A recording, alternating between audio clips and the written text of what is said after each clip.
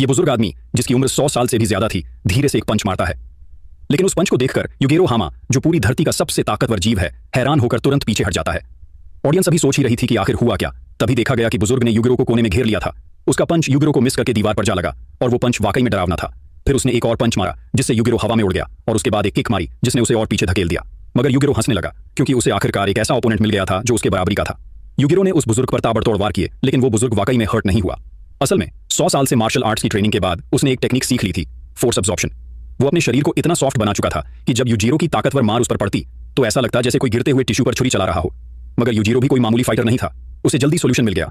उसने बुजुर्ग को बार बार दीवार पर दे मारा ताकि सेकेंडरी इंपैक्ट उसकी फोर्स अब्जॉर्बिंग टेक्निक को फेल कर दे।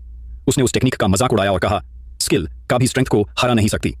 इस बात पर बुजुर्ग को गुस्सा आ गया। उसने पलटकर जोरदार हमला किया और एक भारी किक से युगिरो को जमीन पर गिरा दिया। जब उसे लगा कि अब शायद उसे थोड़ी बढ़त मिल गई है, तभी युगिरो ने अपनी पूरी ताकत अनलीश कर दी। उसकी मसल्स कपड़ों से बाहर फट गईं और उसकी पीठ पर डीमन जैसा मसल स्ट्रक्चर उभर आया। ये देखकर बुजुर्ग के चेहरे पर डर और मायूसी साफ झलकने लगी। उसने फिर भी एक तेज हमला शुरू किया, लेकिन युगिरो ने डिफेंस करना जरूरी नहीं समझा। उसने बस खड़ा होकर सारी मार झेल ली और जब बुजुर्ग का अटैक खत्म हुआ, युगिरो ने सिर्फ एक पंच में उसे बेहोश कर दिया। वो अब उसे खत्म करने ही वाला था, लेकिन उसी पल वो रुक गया क्योंकि हकीकत ये थी कि उस इंटेंस फाइट के दौरान ही बुजुर्ग की मौत हो चुकी थी।